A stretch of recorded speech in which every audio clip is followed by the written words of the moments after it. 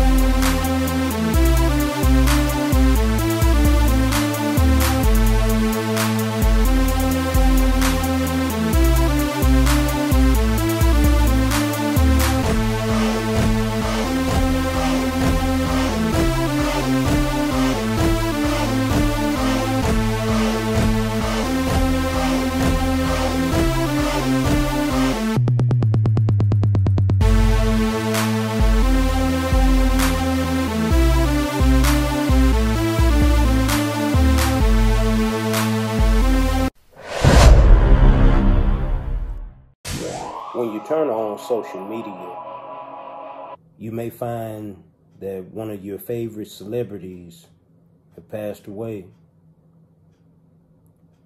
You may find that your next door neighbor has passed away.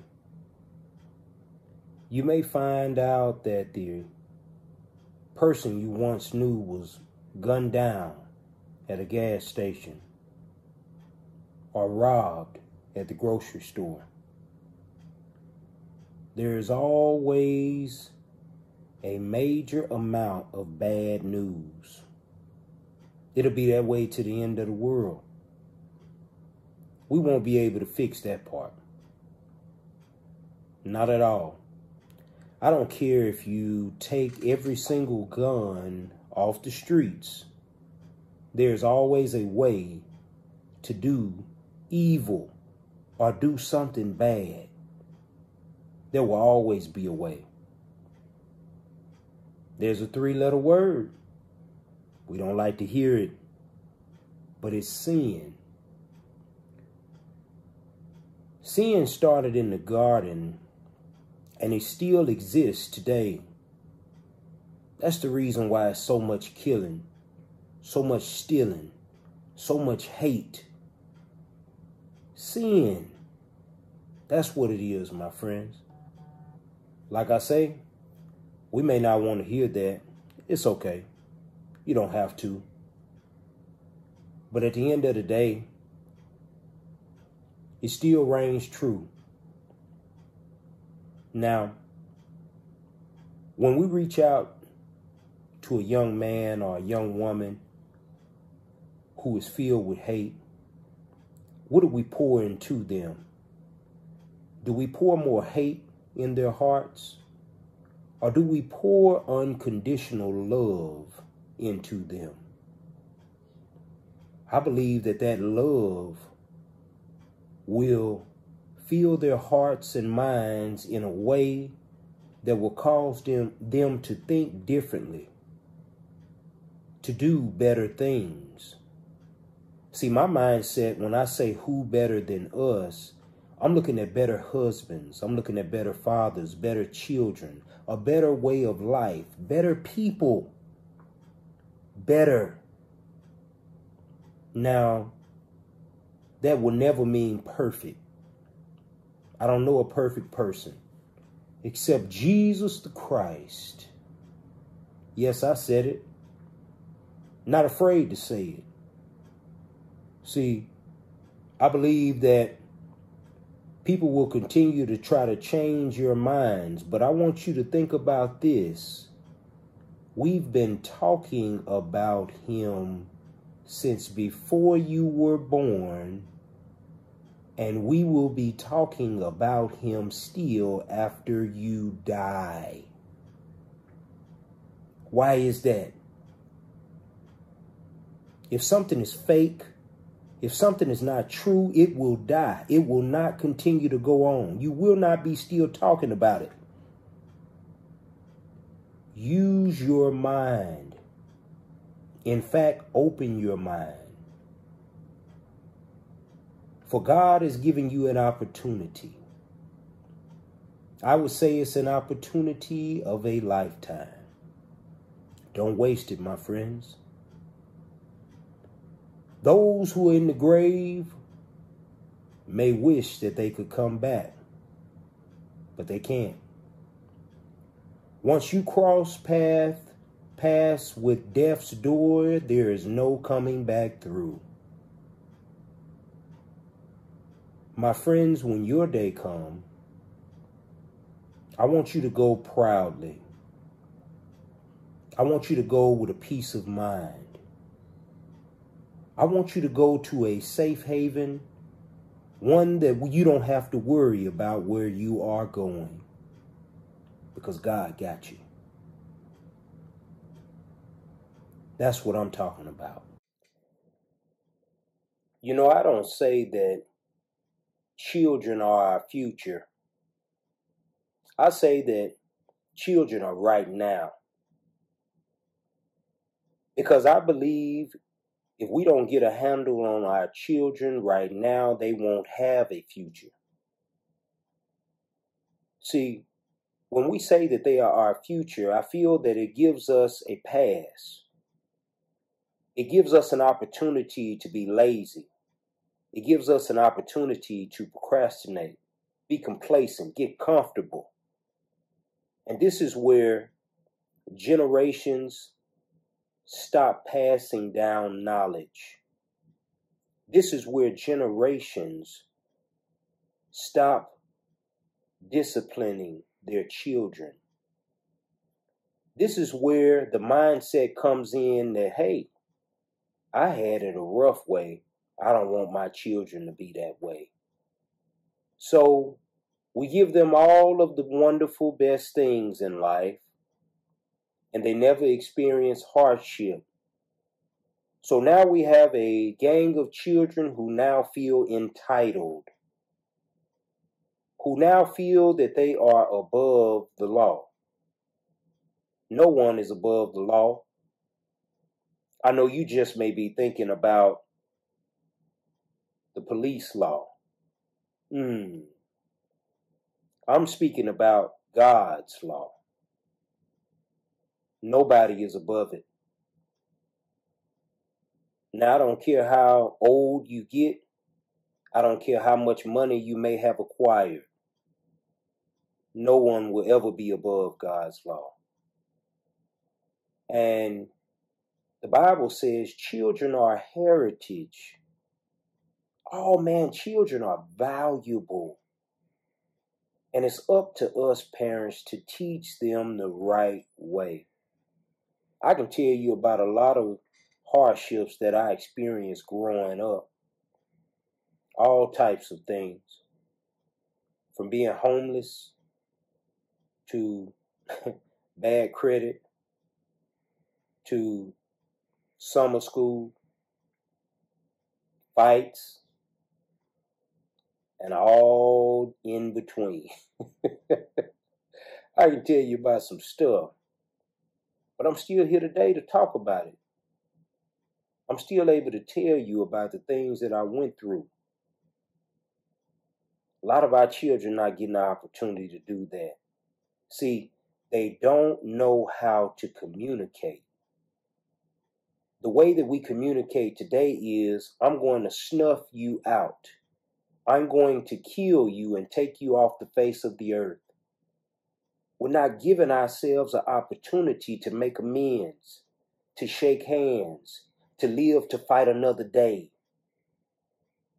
We are taking lives as if we are just opening and closing a door. It's nothing to us. This is a soul. This is a life. This is somebody's child. This is somebody's husband. This is somebody's wife. We're just taking lives. My friends, regardless of what anybody tell you, it starts at home. See, I can't expect the police to get my child in check. I can't expect the teachers to teach my children information. I can't expect the streets to raise my children or YouTube. I must do it myself. And I definitely don't tell you that I have it all together. My fathers know what I'm talking about.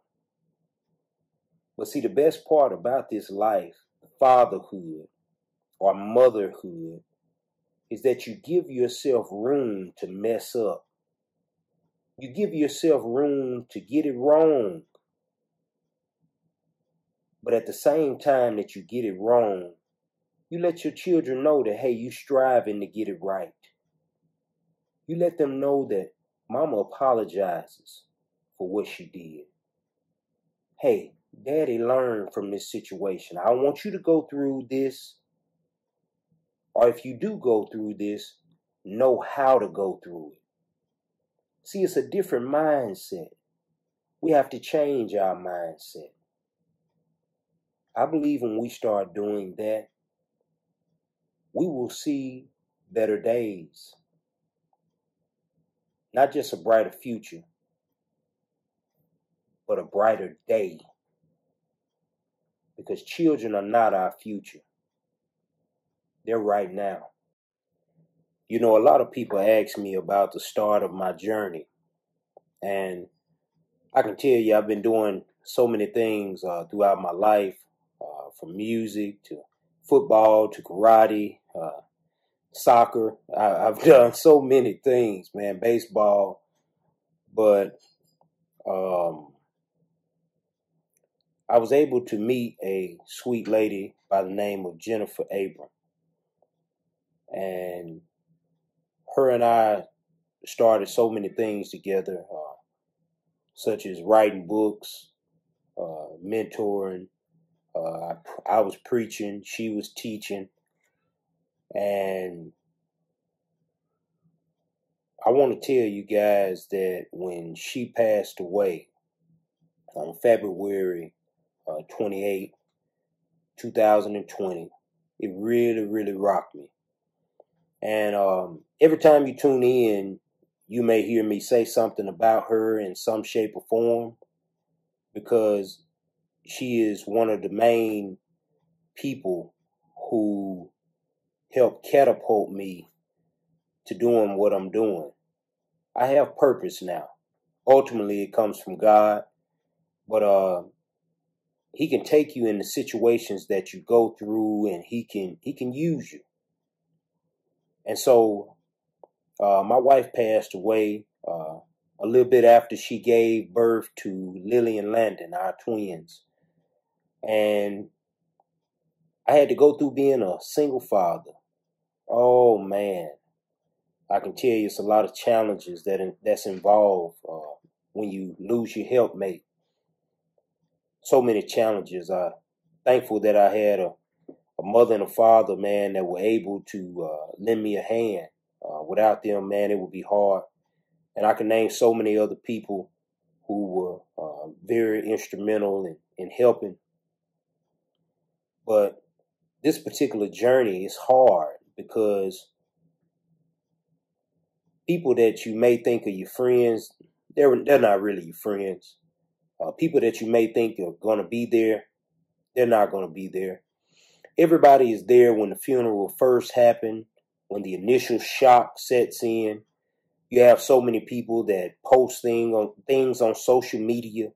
A lot of them are posting just to say stuff or just to be in the spotlight.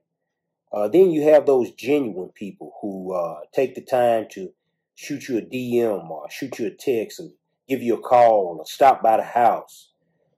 Thankful to my boy Tyree, man. Tyree stopped by the house and, man, my boy brought I forgot what we had, sausage, potatoes, and all types of stuff. I felt like we were in Louisiana or something. He brought so much stuff. And he cooked for me, man. I think Tracy came out, and, you know, it was real good for my soul at that time. And I also want to say thank you to those people who I hadn't said thank you to. But back to my journey. I came up with Honorthi because ultimately we honor God. And I feel that, we were given this life, honor yourself, honor your father, honor your mother, honor your fellow man, I look at it that way. So Honorthi. And so in doing that, we focus to build up people. We focus to help families who have lost loved ones and who are trying to build a legacy after that person has passed away. You have to start all over again. What I say is you're living in a new normal. I came up with the book, Meet with Grief. I believe we're all going to sit down at this grief table at some point in our lives, whether it's you losing your child, your father, or your mother, whether it's losing your job, whether it's losing your mind. We're all going to sit down at this grief table.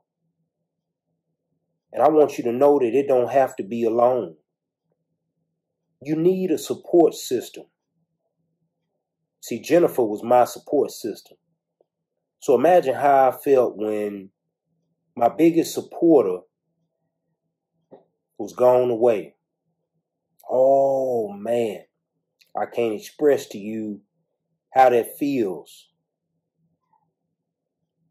But right now, as I'm talking, I know that I'm doing the right thing because this is the path that Jennifer and I was on before she passed away. Jennifer and I got to write books together. She wrote a book, Stop Sabotaging Your Kids. Short book, but a very powerful book if you really take the time to digest it. She explains to you how a parent is really needed in their child's life. Not just turning YouTube on or sitting them down to play with a cell phone, but parents need to be present in their children's life. If your children are in school, know what's going on with their grades. Know if they are cutting class. Know if they are being disrespectful. You have to be present in your children's life. At the same time, keep God in their life. I don't care what anybody tell you. God is real. I need you to answer me on how the moon sits in the night, on how the sun sits in the day. You can't give me that answer. Evolution is not a big enough answer to tackle that one. The Big Bang Theory is not big enough to tackle that one. I'm sorry, my friends. God exists. You have to have God in your children's life. I know that they took God out of schools, but I don't want you to take God out of your hearts. Keep him there. He loves you. Jennifer knew that. I'm so thankful she did. She taught Tyler. She taught Trevor. She taught Chloe about God. We always went to church together. We always would have Bible classes together. Trevor would do some singing. Tyler would do some singing. Chloe was the loudest one, though. I could definitely say that. Man, we had so much fun through the good and the bad times. And if you ever come and visit my house, you'll see that I keep things the same. I feel that that's important because Jennifer had her hand on this house. Every picture, every book, from the TV to the couch. And so as Lily and Landon come up, I want them to see the love that their mama left behind. At this time, I'm going to show my viewers on YouTube a picture of my wife and I. I got so many pictures I can show you. But this particular picture, I remember that we had just got out of service and we went on a little photo shoot. And we took so many photos. I can't remember if we changed different outfits or what, but man, we just had a good time. And this is it. That's my Jennifer Latrina Abram. I would say she is the sweetest girl I've ever known. She owns that title. When I say she was a helpmate, she was a loving wife, a loving mother, a loving daughter, a loving sister. She was all of that in a bag of chips. Oh, I wish I had them chips right now. She was everything to me. And I'm so thankful for the time that we had together. I will not tell you that I have any major regrets, because I believe Jennifer and I lived our life to the fullest. And so on that day, on February 28th, we talked with each other. And the best we could, we loved on each other. All the way till she passed away. I'll never forget that day. And more importantly, I won't let you guys forget that day. Because that day changed me for the better. And there's not a single soul that will stop me except God himself. There's not a negative comment. There is not any type of thing that I will allow to penetrate my mind to stop me from reaching my goal. We only get one life. Only one life to lead. Which direction are you going, my friends? Are you going with the sheep or the goats? Are you going with the positive or are you going with the negative? Are you going with light or dark? So you have to choose a side. You cannot straddle the fence. We all have a day. My wife is gone now, but I know one day it's going to be my time. I don't want to allow myself to get lost in the cares of this world. Got to stay focused. Don't allow nobody to shake or break you. See, they don't have a heaven to put you in or a hell either. God holds that alone. So when it comes to success, my friends, you can have it.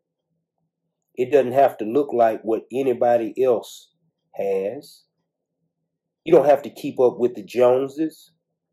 You keep up with yourself. You are your competition. I like what E.T. said. You owe you. My sentiments exactly.